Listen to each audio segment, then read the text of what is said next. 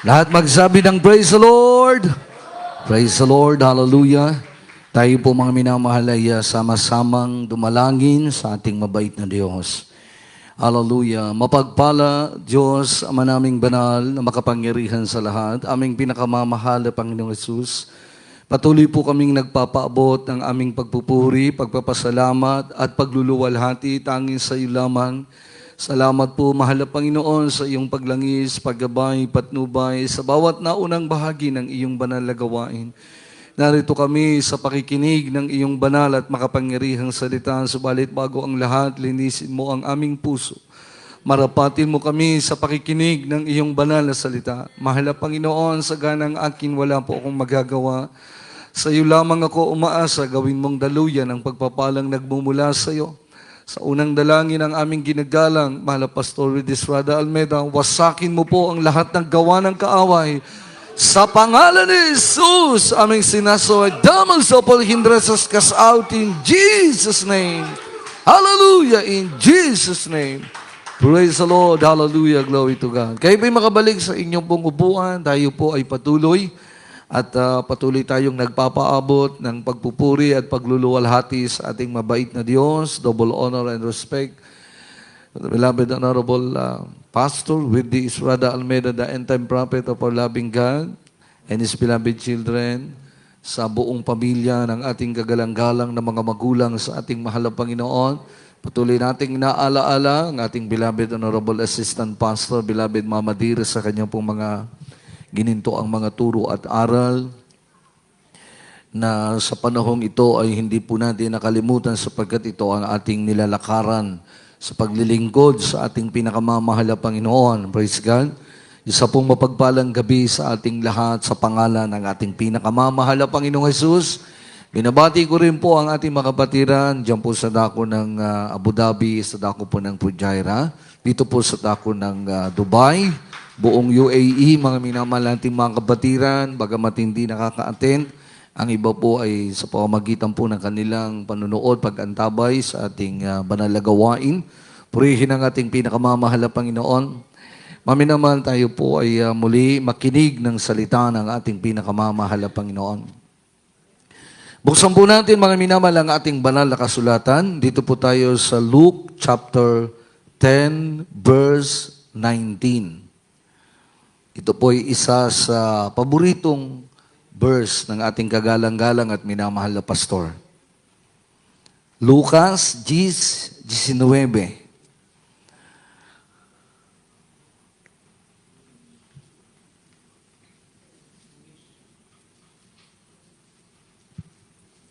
Luke chapter 10, verse 19.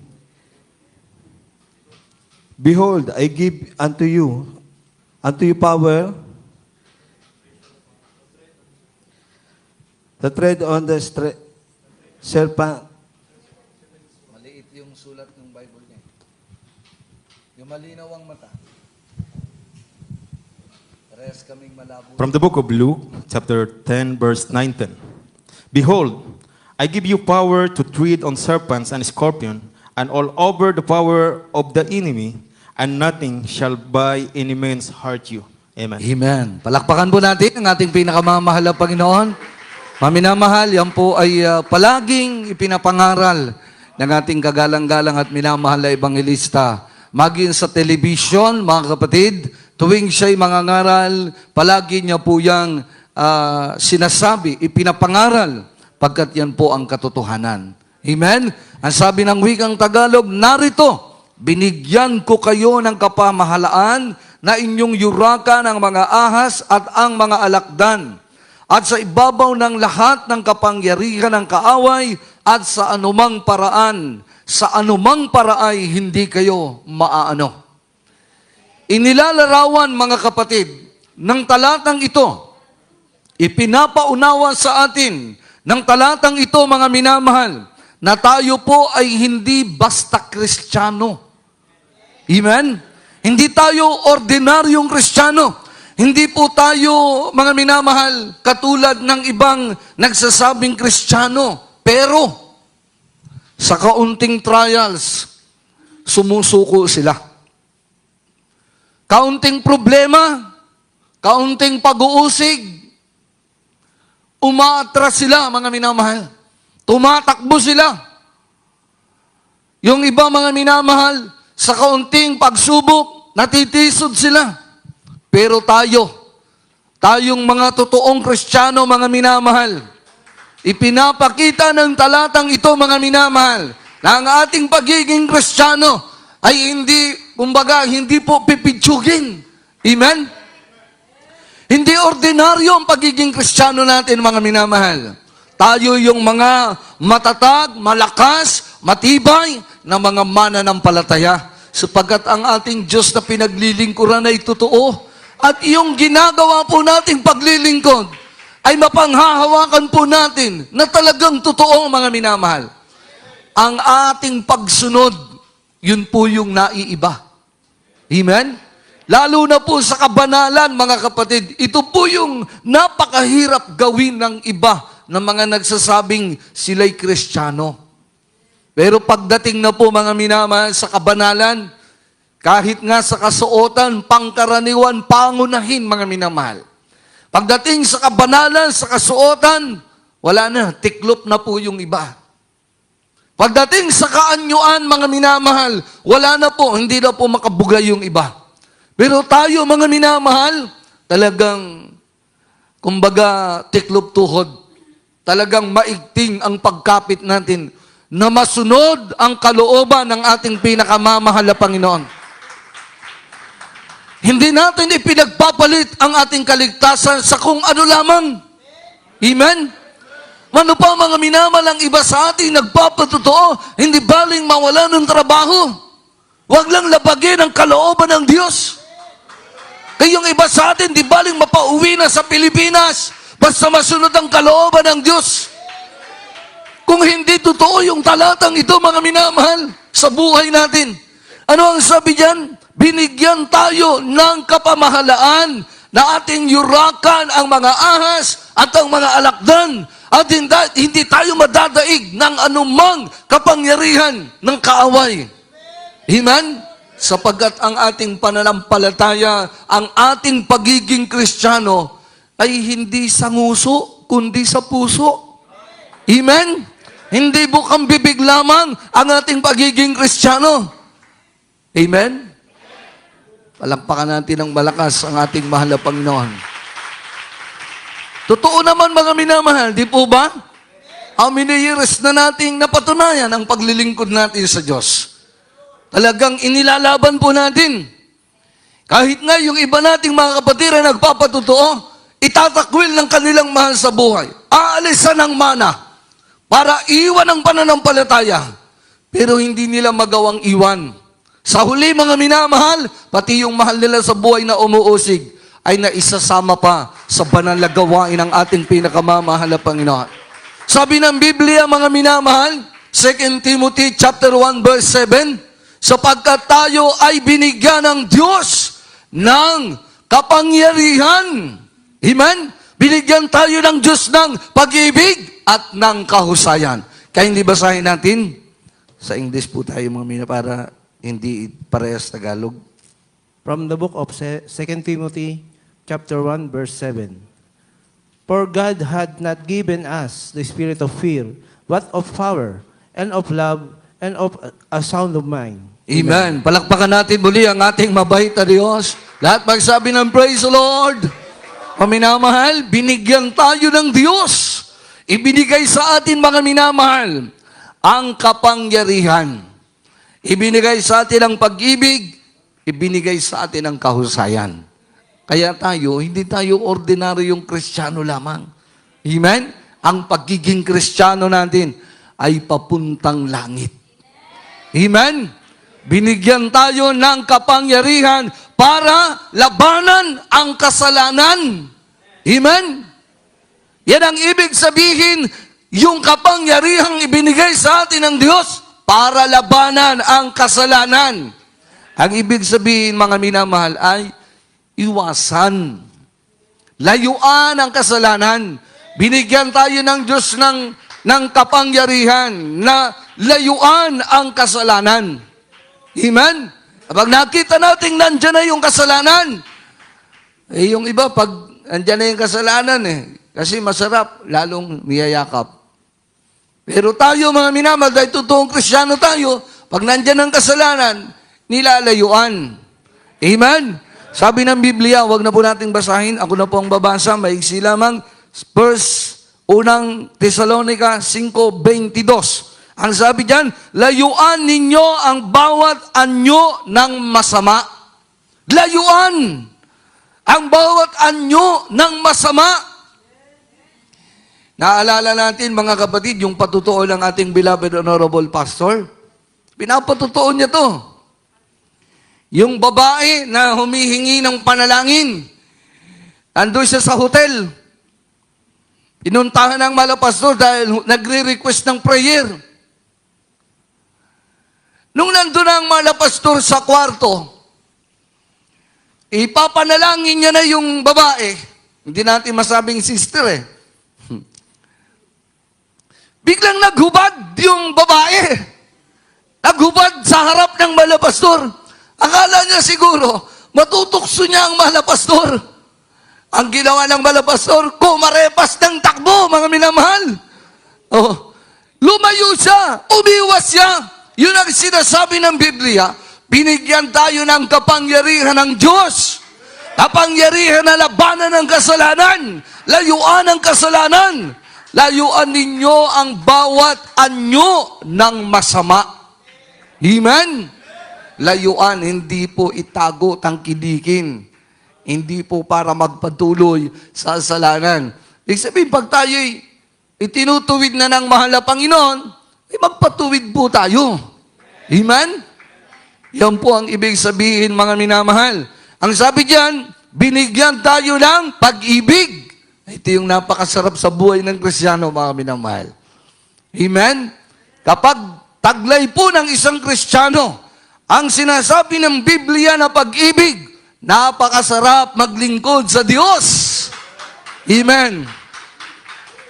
Mga minamahal, sabi ng banal na kasulatan, paano tayo iibig? Pero bago yan, basahin natin, Mark chapter 12, verse 30 to 31. In the book of Mark, chapter 12, verses 30 and 31. And thou shalt love the Lord thy God with all thy heart, and with all thy soul, and with all thy mind, and with all thy strength. This is the first commandment. And the second is like, namely this, thou shalt love thy neighbor as thyself. There is none other commandment greater than this. Amen. Palagpakan natin ang ating mabait na Diyos. Ang sabi diyan, mga minamahal, sabi ng verse 30, Marcos 12:30, at iibigin mo ang Panginoon mong Diyos ng buong puso mo, at ng buong kaluluwa mo, at ng buong pag-iisip mo, at ng buong lakas mo. Sabi ng verse 31, ang pangalawa ay ito, iibigin mo ang iyong kapwa na gaya ng iyong sarili. Walang ibang utos na hihigit sa mga ito. First, iibigin natin ang Diyos ng buong puso, buong kaluluwa, at buong pag-iisip. Amen? Yan yung pangulong utos, mga minamahal. At ang pangalawa, iibigin natin ang kapwa natin gaya ng pag-ibig natin sa sarili natin. Ang sabi, mga minamahal, walang ibang utos na hihigit sa mga ito. Ibig sabihin kung taglay ng bawat Kristiyano, taglay natin ang pag-ibig na sinasabi ng banal na kasulatan, ibigin mo ang kapwa mo. Pag yan ay taglay natin, mga minamahal, ano ang sabi niyan? Walang ibang utos na hihigit. Ibig sabihin, halos covered mo, mga minamahal. Ang kautusan, kapag ikaw ay may pag-ibig. Kapag sinusunod natin, yan ang ibinigay sa atin ng Diyos. Kaya hindi tayo ordinaryong Kristiyano lamang. Amen?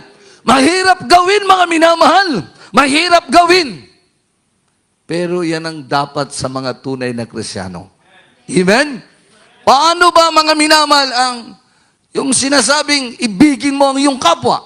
Paano yun? Malaki yan, malawak, pero hindi natin pwedeng talangkayin lahat. Basahin po natin kayo, hindi po yung napabigay kanina. Luke chapter 6, verse 32.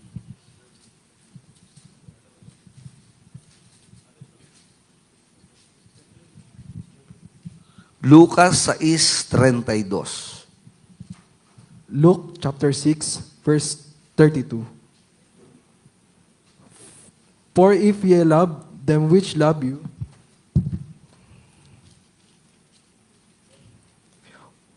what thank have ye? For sinners also love those that love them. Amen.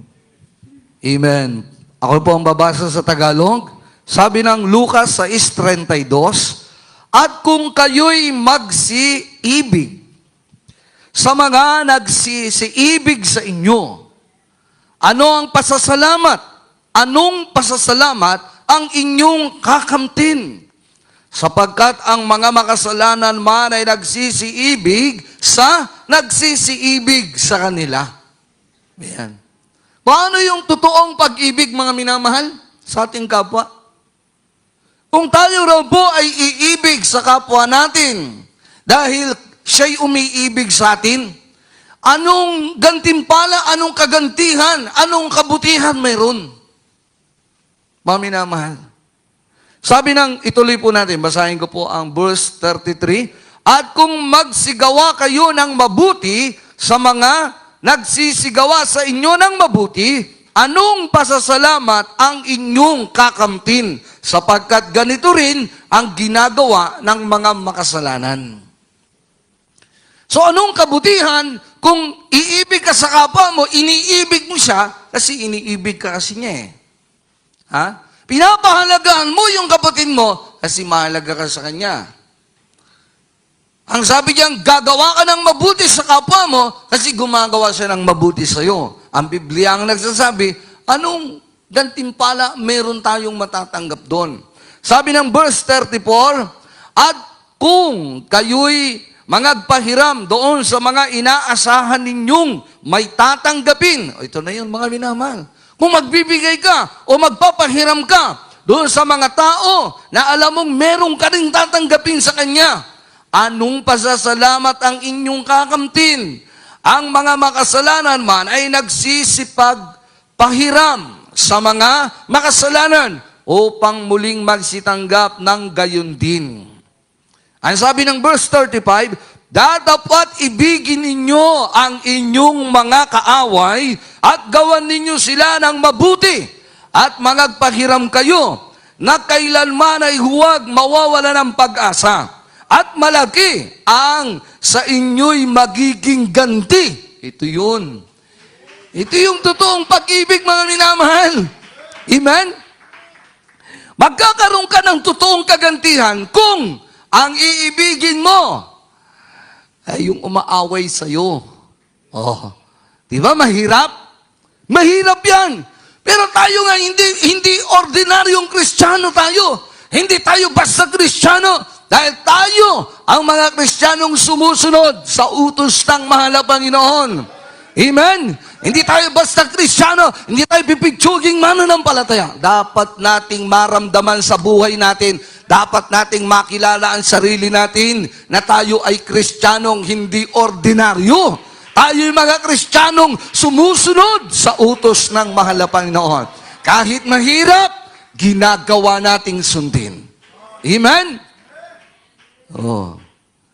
Ako naniniwala ako maraming tinatamaan sa inyo ng bersikulong ito eh.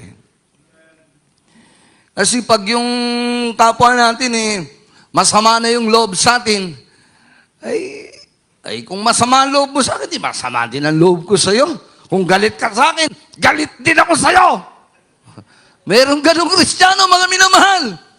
Pero ang sabi ng banal na kasulatan, ang totoong umiibig sa kanyang kapwa, ibigin mo ang iyong kapwa. Ibigin mo ang iyong kaaway. Pag nagutom, pakainin mo. Pag nauhaw, painumin mo. Oh. Ang hirap gawin yan, mga minamahal. Pero yan ay ginagawa ng mga tunay na Kristiyano. Kaya kung hindi nyo nagagawa, simulan nyo nang gawin. Amen? Purihin ang ating mabait na Diyos. Mga minamahal, kaya sabi ko po sa inyo, itong pag-ibig na to, kung taglay ng Kristiyano, ay napakasarap maglingkod sa mahal na Panginoon. Pero hindi naman sinabi ng Biblia na yung alam mong gagawa sa'yo ng mabuti, ay huwag mo nang gawa ng mabuti. Hindi naman sinabi ng Biblia. Ang ibig sabihin ng Biblia, kung yung kapwa natin, nagagawa natin ng mabuti kasi alam natin gumagawa ng mabuti sa atin eh. Walang problema doon. Hindi naman sinabi ng Biblia na wag. Pero ang sabi ng ating pinag-aaralan, ang totoong umiibig, yung mas higit totoong umiibig, na meron talagang pag-ibig sa kanyang kapwa na nanggagaling sa mahal na Panginoon, kaya mong ibigin yung taong ayaw umibig sa iyo. Amen? Amen? Hindi masama kung yung kapwa mo na umiibig sa iyo, iniibig mo, hindi masama yun, mga minama. Kristyano tayo eh, kaya nga ang turo, nag-iibigan ng mga magkakapatid sa mahal na Panginoon. Amen? Oo. Brother Dong, binigyan ako ng halimbawa ng relo. Bukas makalawa, bibigyan ko siya ng sapatos. Masama ba? Hindi. Amen? Pero kung si Brother Charles, mga minamahal, nagalit sa akin, bukas, bigyan ko yan ng peace offering. Love offering. Oh, masama ba? Hindi. Dahil ang sabi ng Biblia, yung umaaway sa'yo, ibigin mo. Tayo naman, hindi naman tayo nag-aaway-away. Bakit hindi tayo mag-ibigan? Bakit hindi tayo magbibigayan? Pero ang tinuturo nga at pinag-aaralan natin, kung yung kapwa natin, nagagalit sa atin, ano bang kinagagalit mo? Halika nga, mag-Jollibee nga tayo. Ano bang kinagagalit mo? Sister, brother. Ha? Kain ka sa labas. Nga?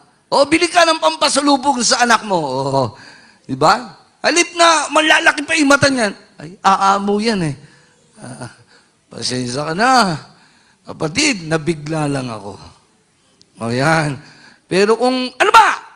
Galit ka? Anong kinagagalit mo? Ay, halip na huminahon yan, ay lalong magagalit din yan. Amen? Ay, pero kung kapatid mo nagbigay sa'yo, uy, praise the Lord. Ay, tanggapin mo, binibigay eh. Hindi ka naman humihingi. Pag nagkaroon ka, gusto mong bigyan yung kapatid mo dahil binigyan ka nung last 30 years ago, bigyan mo din.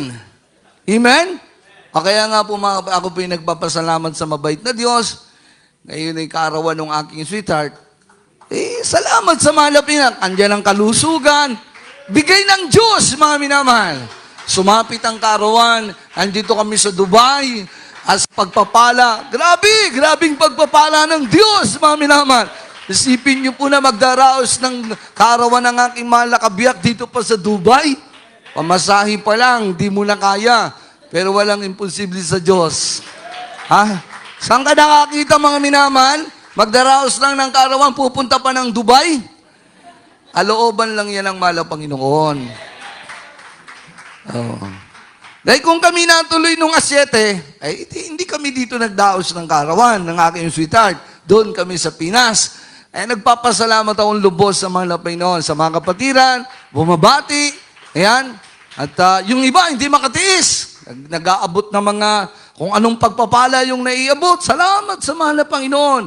Ang Diyos pong magbabalik ng makalibong beses, mga minamahal.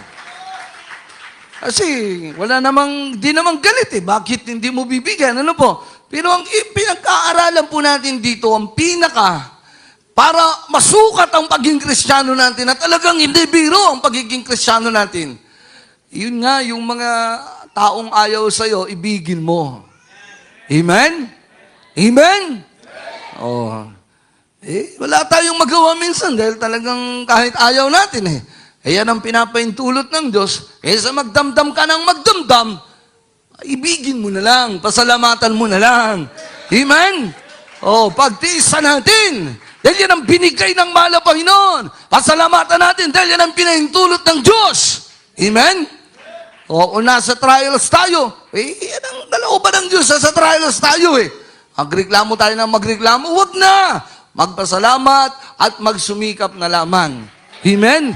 Yan ang ibinigay sa atin ng ating mahal na Panginoon. Binigyan tayo ng kahusayan. Amen? Mahusay. Ibig sabihin, mahusay na paglilingkod sa ating pinakamamahal na Panginoon. Mga minamahal, tayo po ay hindi Kristiyanong talunan. Binigyan tayo ng Diyos ng kahusayan. Ibig sabihin, mga minamahal, hindi po tayo talunan. Amen? Kaya huwag kang manlumo, huwag kang manghina. Amen? Hindi tayo talunan, mga minamahal. Hindi pa tapos. Hindi pa tapos ang laban. Huwag nating tapusin, mga minamahal, dahil ang Diyos ay hindi pa tapos sa atin. Amen?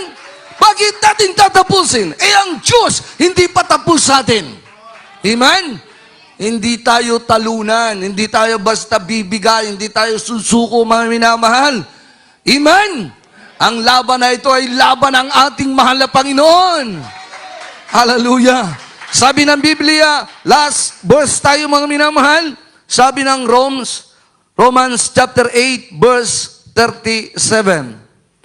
In the book of Romans, chapter 8, verse 37, Nay, in all these things we are more than conquerors through Him that loved us. Amen. Lahat magsabi, praise the Lord. Ang sabi diyan, hindi, kundi sa lahat ng mga bagay na ito, tayo'y higit pa sa mga mapagtagumpay sa pamamagitan na iyong sa atin ay umibig. Amen? Hindi tayo mahinang Kristiyano, hindi tayo talunang Kristiyano, hindi tayo pipitsuging Kristiyano. Sabi ng ating nabasa, hindi, kundi sa lahat ng mga bagay na ito, tayo'y higit pa sa mga mapagtagumpay. Amen? Higit pa tayo sa mga mapagtagumpay sa pamamagitan ng ating pinakamamahal na Panginoon. Amen? Alala ko, mga minamahal, merong isang lalaki na nangangaso sa gubat. Nakapulot po siya ng itlog. Nung makita niya yung itlog, sabi niya, hindi itlog ng manok. Kakaiba yung itlog eh. Siguro, mas malaki sa itlog ng manok. Wala naman siyang makita kung saan ang galing. So, ang ginawa niya, inuwi niya sa tahanan niya. Ang ginawa niya, yung itlog niya yun, para malaman niya talaga kung ano, inilagay niya po sa itlogan ng manok, sa pugad. Para pag naglimlim yung kanyang manok at napisa, malalaman niya yun kung anong klaseng ibon. Kasi hindi yun manok. Sa madaling sabi, mga minamahal, na pisa. So habang lumilipas ang oras, hanggang lumipas ang araw, nakita niya kung anong klase na hayop yun o ibon. Inobserbahan niya, mga minamahal, ang paglipas ng mga araw, inoobserbahan niya. Dahil siya po ay kasama, ipinanganak, nakasama ng manok, natural. Ang kanyang buhay ay buhay na katulad sa manok. So siya po ay inobserbahan nung lalaki, nung may-ari na nakapulot. Nakita niya, habang lumilipas ang mga araw, kasakasama, saan man magpunta yung mga sisiw ng manok, kasakasama siya. Dahil iniisip nung ibon na yon, isa siyang manok. Dahil doon siya ipinanganak, sa pugad, doon siya pinisa, at ang kasama niya ay mga manok. Kaya sa tuwing kumakahig yung manok, nakikituka siya. At yung mga sisiw ng manok, kapag kumakahig, ganon din ang ginagawa niya. Dahil iniisip niyang siya'y manok. Dahil doon siya nagmula. Doon siya namulat. Pero habang lumalaki, mga minamahal, nakikita nung lalaki, nung may-ari, na hindi siya manok eh. Pero ang trabaho niya ay trabaho ng manok. Magkaykay, tumuka. Pag lumipad, katulad lang din ng manok, dumadapo lamang sa gabi at bumababa sa araw. Hanggang sa lumibas ang mga araw, mga minama, nakita po nung lalaki, nung may-ari na, iba yung kanyang laki, iba yung kanyang itsura, iba yung kanyang tuka, iba yung mata, iba yung kanyang paa. Talagang hindi siya manok. Pero ang pakiramdam ng ibon na ito ay isa siyang manok. Ang ginawa ng may-ari, sabi niya, kailangan dalhin kita kung saan kita nakuha. Kailangan mamuhay ka ng ayon sa pagiging ibon mo. Kailangan tumira ka kung saan nararapat kang tumira.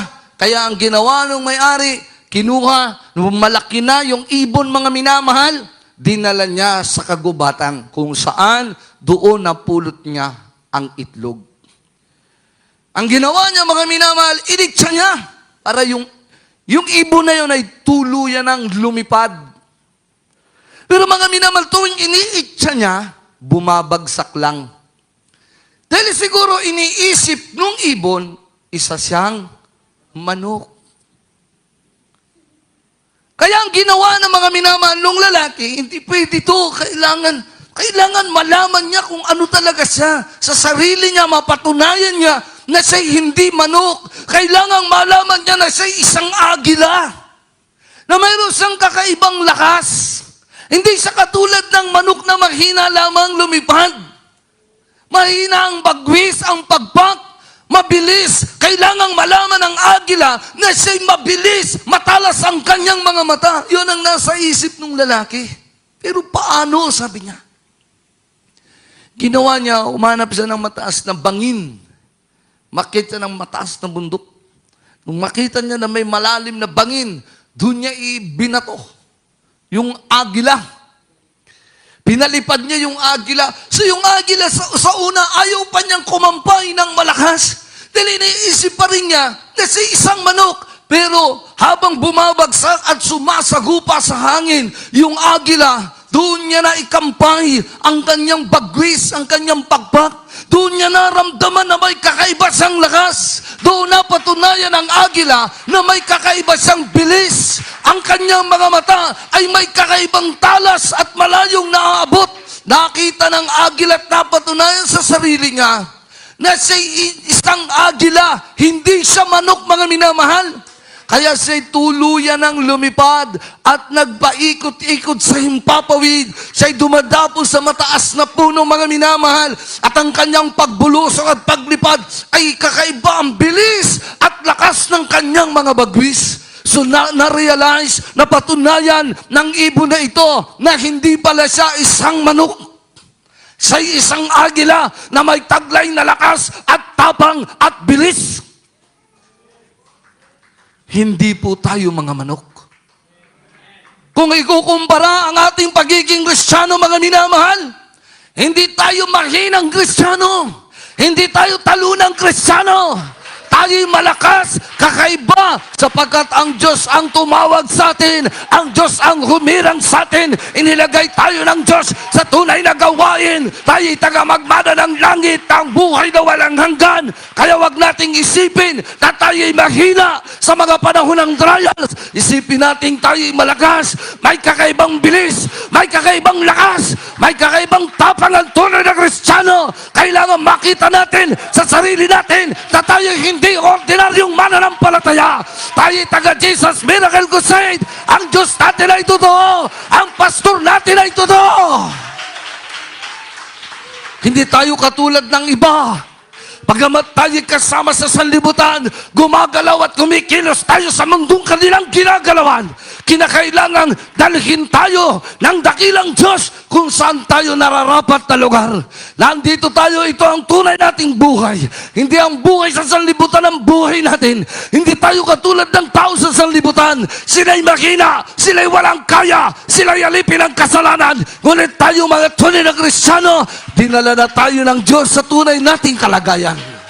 Inilagay na tayo ng Diyos sa pagiging totoo natin, mga minamahal. Tayo'y mga pinili ng mahal na Panginoon. Tayo'y mga hinirang ng Diyos. Tayo'y may lakas. Tayo'y may tapang. Tayo'y may tatag. Hindi tayo mahinang Kristiyano. Huwag mong isiping ikaw ay mahina. Huwag mong isiping ikaw'y talunan. Minsan tayo'y tumadapa, pero kailangan nating bumangon. Minsan tayo'y nagkakamali, pero ang ating mabait na Diyos ay naghihintay lamang. Awitan natin ang ating mabait na Diyos. Hindi tayo pipitsuging Kristiyano, mga minamahal. Ang Diyos natin ay totoo. Ang Diyos natin ay buhay. Ang pagiging Kristiyano natin, hindi tayo ang naglagay sa sarili natin. Ang mahal na Panginoon ang pumili sa atin. Ang mahal na Panginoon naglagay sa atin sa tunay na gawain. Tunay na paglilingkod na mayroong lakas, mayroong tibay, mayroong tatag na paglilingkod sa mahal na Panginoon. Huwag mag-isipin ikay mahina. Huwag mag-isipin ikay talunan. Isipin mo, nandyan ang lakas na ibinigay ng mahal na Panginoon na kaya nating laparin. Kahit ang malawak na lipanin at layunin ay kaya nating abutin sapagkat ang Diyos ay kasama natin. Sa bawat oras at araw. Hallelujah, nandyan ang mahal na Panginoon. O mga isiping kapatid, na ikaw ay mahina. Ang mahal na Panginoon ang ating kalakasan. Ang mahal na Panginoon ang ating katapangan. Sabi ng Biblia, binigyan tayo ng Diyos ng Espiritu ng katapangan upang lumaban sa kasalanan. Binigyan tayo ng pag-ibig ng mahal na Panginoon para gawin ang kalooban ng mahal na Panginoon. Binigyan tayo ng kahusayan upang masunod natin ang kalooban ng ating mahal na Panginoon. Sabi ng Biblia, huwag tayong maging mangmang. Hallelujah, bagus tayo maging matalino. Binigyan tayo ng Diyos ng kahusayan. Binigyan tayo ng katapangan ng mahal na Panginoon ng kapangyarihan. Malakas tayong mga Kristiyano na totoo ang Diyos sa pinaglilingkuran. Totoo ang Diyos natin, mga minamahal. Hallelujah. Ay nasa iyong mga kamay. Hallelujah. Paghawakan mo, Ama, pagka ako'y mapahiwala. Hallelujah. Palakarin mo ako Hallelujah. na may takot sa'yo. At iyong alalayan ang bawat Huwag kang matawa. Huwag kang manlupay-pay. Lumaban tayo. Lumaban ka, kapatid. Hindi ka talunan. Nandyan ang mahal na Panginoon. Pilit man tayo ibinabagsak ng away. Pero nandyan ang mahal na Panginoon. Hindi niya tayo iiwan. Hindi niya tayo mababayan. Nandyan ang kapangyarihan ng Diyos. Gamitin natin ang pananampalataya at pagtitiwala ang ibinigay sa atin ng ating mabait na Diyos. Nabubuhay man tayong kasama ang mga tao sa sanlibutan, pero tayo'y pinili ng mahal na Panginoon. Tayo'y hinirang ng mahal na Panginoon. Ibang-iba ang pagiging Kristiyano natin. Kaya hindi mo dapat subuan, mga minamahal. Hindi mo dapat katakutan. Huwag kang matakot. Magpatuloy ka. Hallelujah. Hallelujah. Ang buhay ko ito Nasa kamay ng mahal na Panginoon. mga kamay. Nasa kamay tayo ng ating mabait na Diyos. Pagka ako'y mapahiwala, palakarin mo Tayo'y lumakad ayon sa tawag ng mahal na Panginoon. Lumakad tayong may takot sa mahal na Panginoon. Mayroong tapang, mayroong lakas, mayroong tatay. Hindi tayo talunan, Kristiyano. Dumating man ang dilim, mga pagsubok man ang sa Dumarating man minsan sa atin ang kapaguran. Dumarating man sa atin ang kahirapan. Dumarating sa atin ang mga pagsubok. Pero hindi tayo susuko. Hallelujah, magpapatuloy tayo. Hallelujah, tayo mga pinili ng mahal na Panginoon. Hallelujah, tayo mga tunay na anak ng Diyos. Tayo tagapagmana ng buhay na walang tanggal. Hallelujah. pagsubok man sa akin, pangako mo'y lagi ako iyong hawak pa rin. Ang puso ko'y umibig sa dalawati at sakit. Di ko'y aking titisin hanggang sa'yo magbabalik. Dumating ba ng dilim, mga pagsubok man sa akin, pangako mo'y lagi ako iyong hawak pa rin. Ang puso ko'y umibig sa dalawati at sakit. Ito'y aking titisin hanggang sa'yo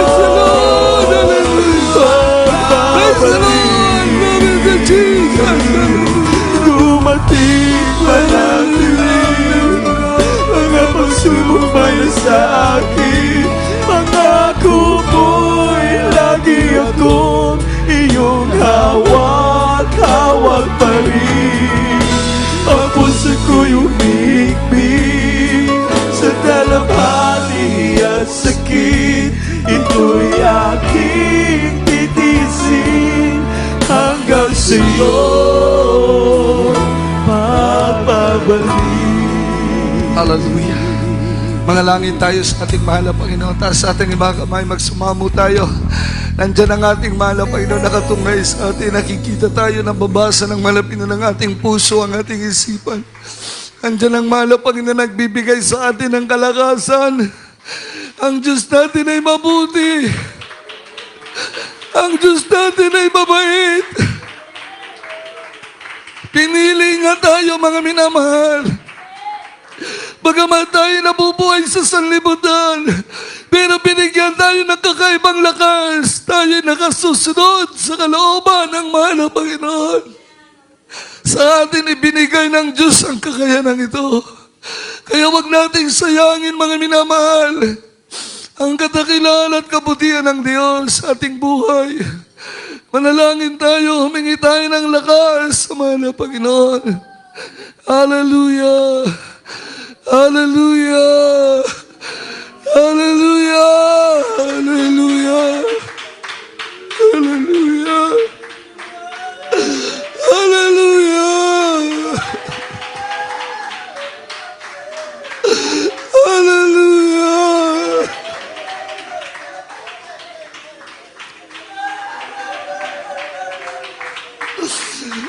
Hallelujah! Glory to God! Praise the Lord! Praise the Lord! Hallelujah!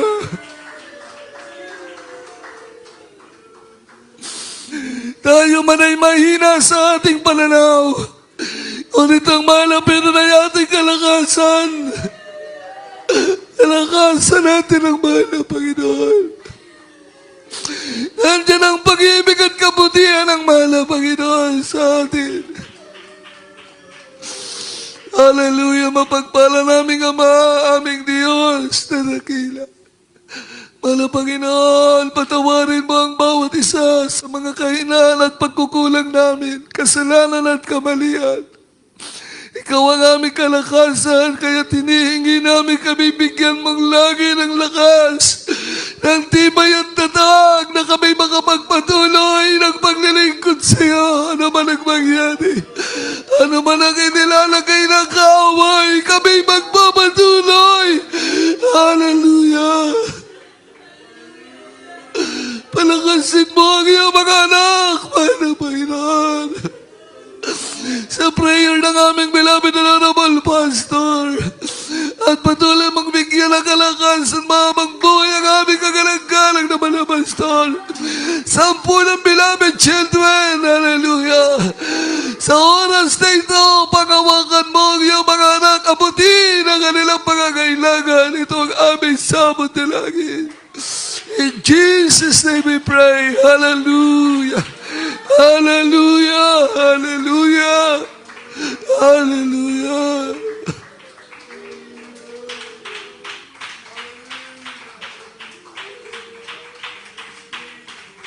Gamitin natin ang kapangyarihang binigay ng Diyos sa atin. Hallelujah. Sabi ng Biblia, ang pag-ibig ay nagtataboy ng takot. Kaya kung tayo ay punong-puno ng pag-ibig na nagmumula sa malapit na wala kang katatakutan, ang Espiritu, ang kapangyarihan ng Diyos ay sumasa atin. I-cast out natin ang mga problema, suliranin, sakit, karamdaman. Hallelujah. Patungan ang kamay sa ulo, isang kamay sa katawan, naroon ng karamdaman.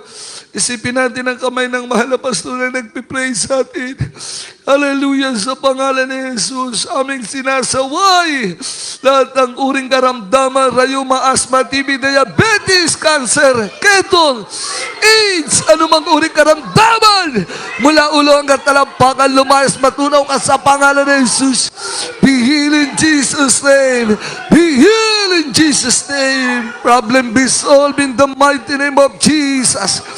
Hallelujah. Problem be solved in Jesus' name. Vices began. Poverty cast out. Doubts and unbelief cast out. In Jesus' name. In Jesus' name. Hallelujah. Hallelujah. In Jesus' name. Praise the Lord. Praise the Lord. Glory to Jesus. Praise God. Hallelujah. Tayo pong lahat ay tumayo. Sa lahat ng kayang tumalon, tayo tatalon at sisigaw ng hallelujah. Praise the Lord. Galing sa puso. Hallelujah. Praise the Lord. Hallelujah. Praise the Lord.